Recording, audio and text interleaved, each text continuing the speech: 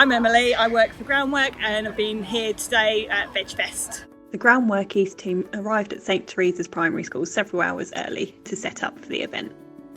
Later, once all the schools had arrived, they set up their presentations and the competition began. Cowley Hill Primary School had a huge selection of potatoes and carrots. Merrifield Primary School had lots of excellent vegetables. Parkside Community Primary School had a wide range of vegetables on show. Amongst other things, St Teresa's cauliflower eyes were a fan favourite. Woodlands Primary School had a very well presented selection.